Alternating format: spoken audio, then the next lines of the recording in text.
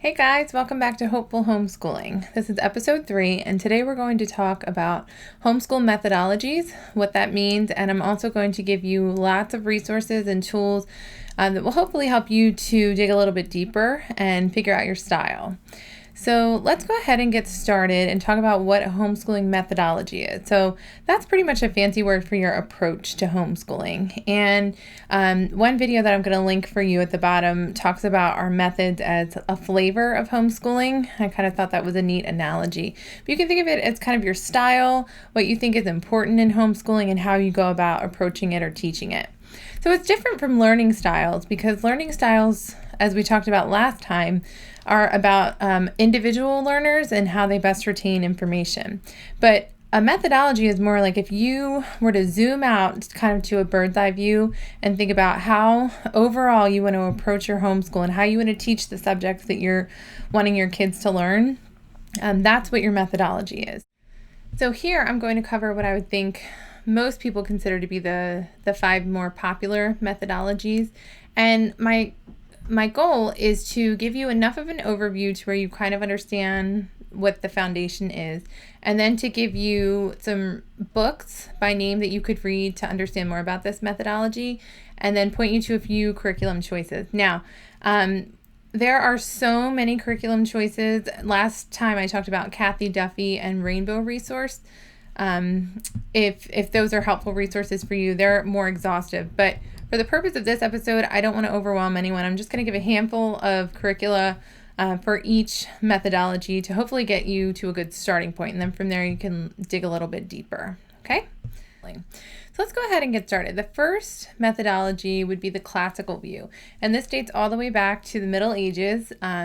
It's based on the trivium, so 3 stages of education. And it starts with the grammar stage. That would be your kindergartners through about 6th grade. And the grammar stage focuses on having kids memorize facts. They don't necessarily have a lot of context for the facts at first, but it just kind of takes advantage of the fact that the younger the kids are, the more they're like sponges, right? That they can soak up information and remember it. So it's kind of using that stage to cram a lot of information into their brains that they'll learn the context for later on.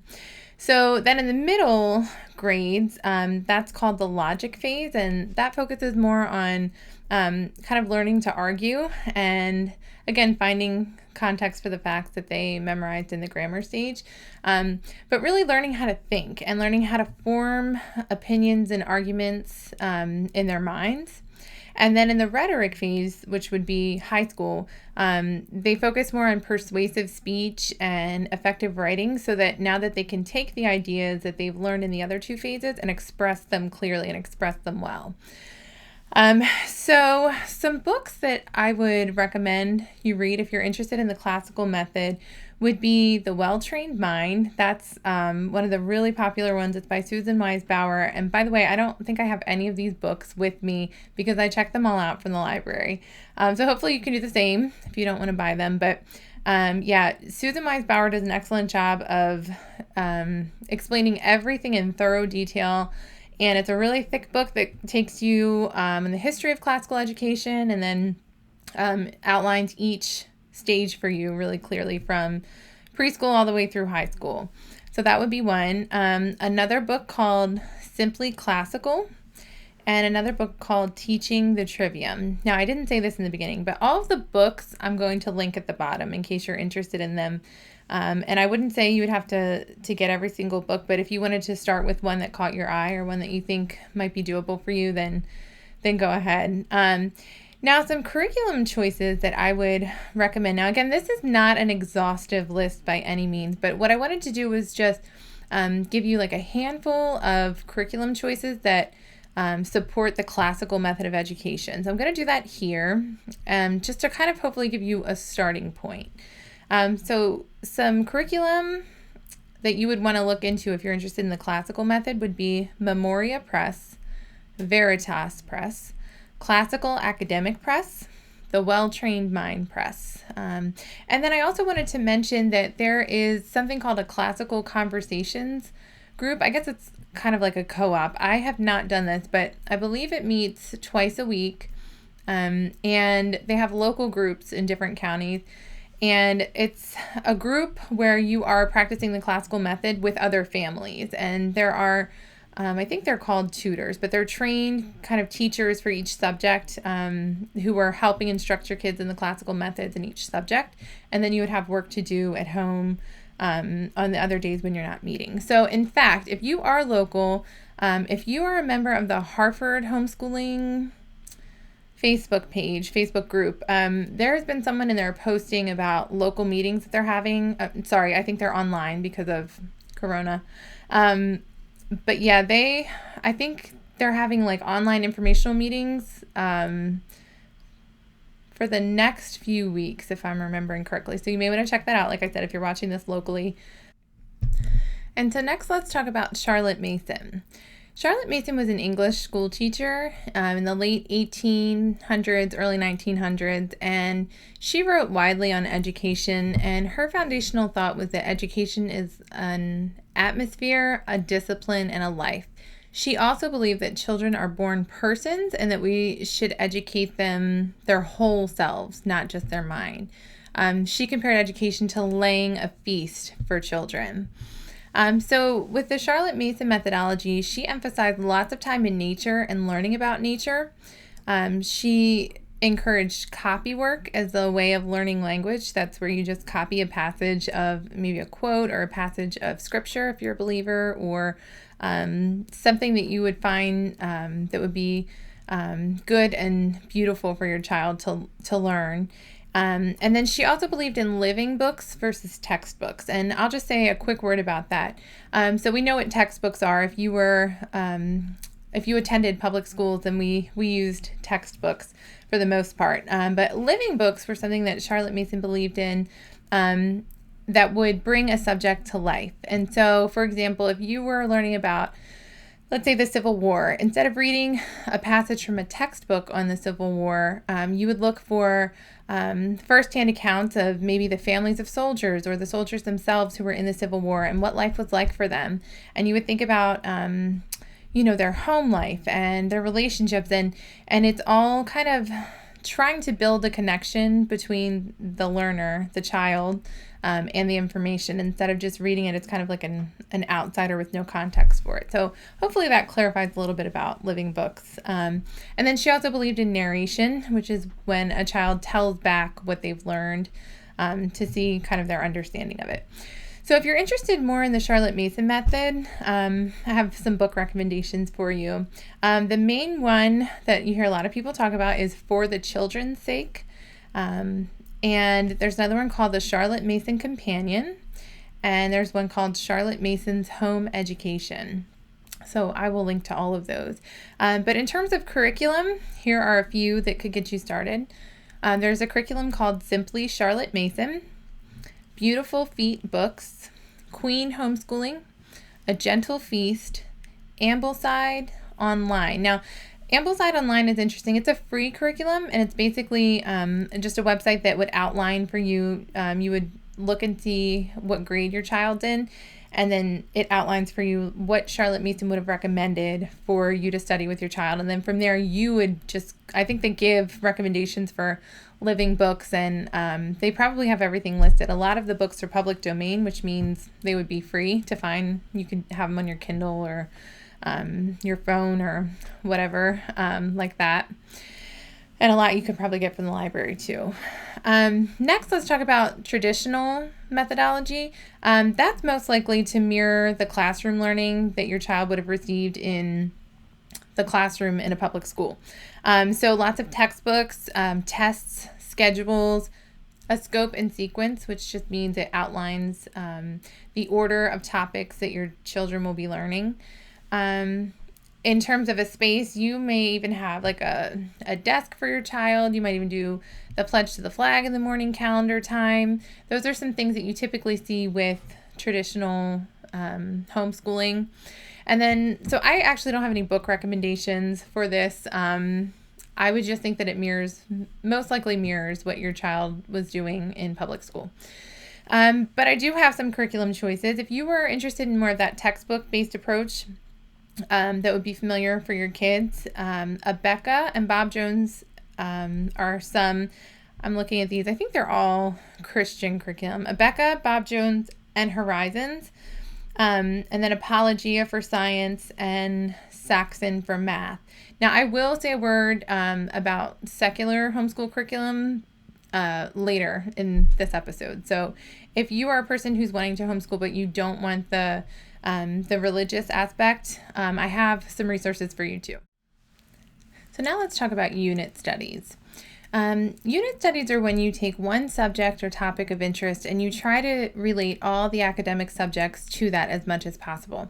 Sometimes people just make things up on the fly and they don't have a set curriculum for it, or sometimes they may search for specific unit studies that have already been made for them. The internet is filled with unit studies. Pinterest is a great place to look, but I'll just give you an example. One literature-based unit study is called 5 in a Row, and it's when you read one book to your child that's a classic children's book, and then maybe that day you do a math activity related to the book. And then the next day you read the same book, but you'll do a science activity related to the book. And then the following day you read the book again, but this time you may talk about words that you see in the book. So you're emphasizing language or English, and so on and so forth. So that's one example, but I mean, you could really take any topic that is interesting for your kids. You could really personalize it. I hope that kind of gives you a feel for unit studies and how you can cover a lot of topics, a lot of subjects based on one topic. Now, I do have a link that I will put at the bottom under the unit studies section, but I did just Google, I think, free unit studies, and this came up, and so you can always take a look through that, and it will give you a better picture of unit studies than I'm probably giving you right now. But I did find one book that you could also read, and it's called Unit Studies Made Easy, so I'll link to that as well. Let's talk about unschooling next. So unschooling is a form of student-led education where you're more like a facilitator of your students' learning than your teacher. And you pretty much just ask them what they would want to learn about, and then you kind of follow their lead and you give them what they need to learn. So if you're an unschooler, you would definitely want to be a frequent visitor of the library for sure. But you have the library, you have YouTube, you have documentaries. You pretty much just use whatever curriculum you want. So I can't say that here's a curriculum for unschoolers because that defeats the purpose. But there is a book called The Unschooling Handbook, and there's another book called What is Unschooling that may be helpful to you. But it really puts the kids in charge of their education, and you may not have as many like workbook pages and tangible evidence of your kids learning, although they're still learning.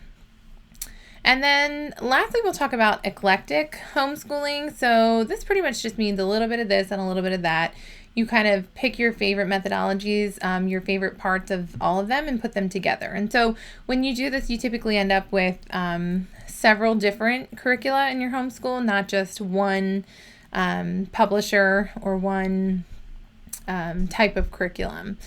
But I just real quickly to share with you where I started off with homeschooling. I was in Minnesota when I really started kind of researching and learning more about homeschooling, and I don't even remember how I found these books, but I read most of The Well-Trained Mind, which was the book on classical education that I mentioned, and then For the Children's Sake, which was about Charlotte Mason education. And I read both of them, and I remember feeling at the time like, well, when I read this one, I want to do this kind, and when I read this one, I want to do this kind of education. And I remember feeling like I had to choose one, like I had to be a loyalist to one, and that would mean that I couldn't do the other. And looking back now, I realize that you don't ever have to be a purist for your methodology. You can pick and choose your favorites from different kinds of curriculum and different kinds of methodology.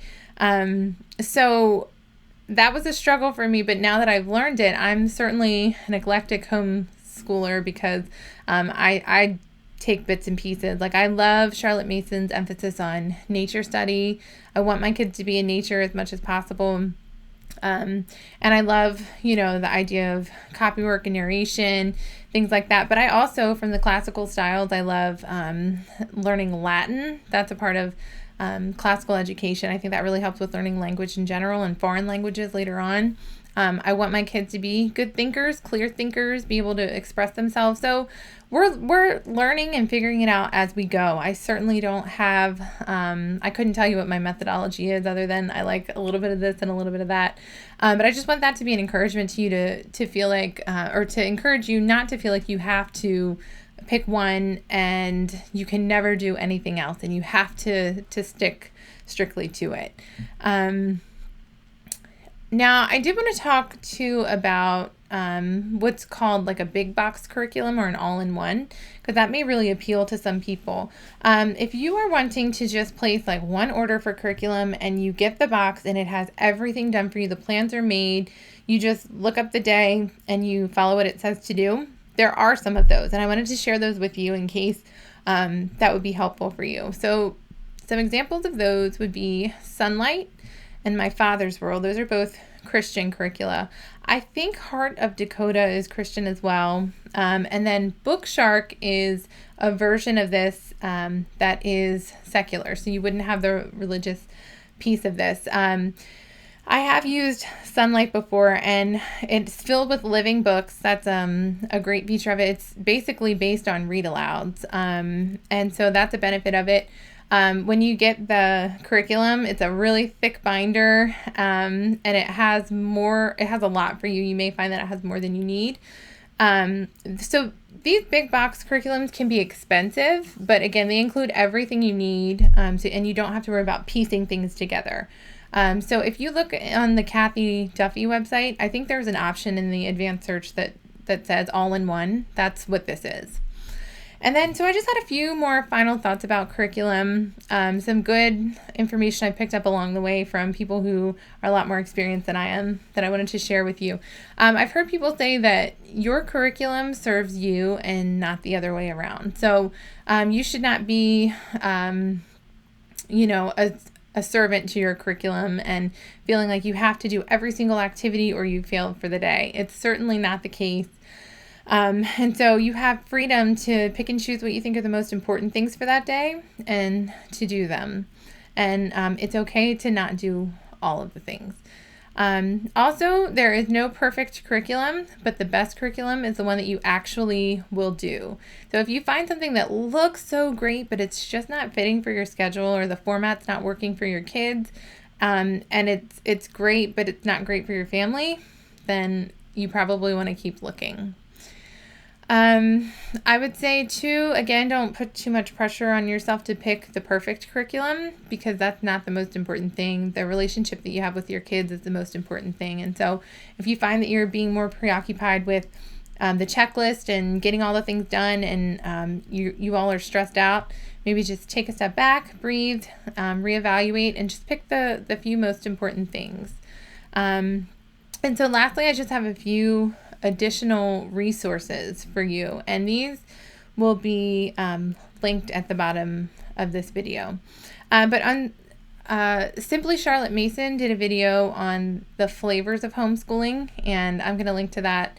There's it's an overview of the it's an overview of the different methodologies, and then there's actually a quiz at the end of it. So that might be helpful for you.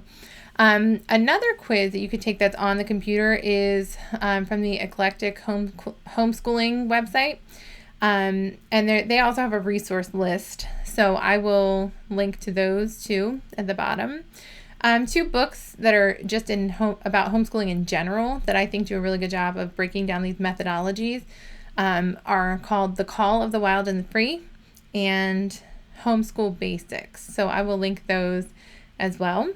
And then, of course, Kathy Duffy, Rainbow Resources, we've talked about them. Also, you can Google whatever type of methodology you think you're looking for information on. You could, and you'll find blogs that way too. Or you could type it into Amazon to find recommended books on those methodologies. And then the last thing I wanted to mention was those of you who are interested in secular homeschool curriculum. I did find a pretty good, it looks like a pretty comprehensive list of secular homeschool choices for curriculum. Two of them I'll mention are Torchlight and Bookshark. But I will put that link at the bottom of the video too. So I hope this was a helpful overview of just some of these methodologies. When you do dig deeper, you'll see that there are some that I haven't mentioned, like Waldorf and Montessori, Thomas Jefferson. There are several, but I knew that I'm certainly not an expert on any of them and just kind of wanted to stick with the ones I knew more about. But I hope this was a helpful overview, and if you all have any questions about the resources I've mentioned, or you're looking for more information, feel free to let me know in the comments, and I'll certainly do my best to point you in the right direction. So, all right, have a good one.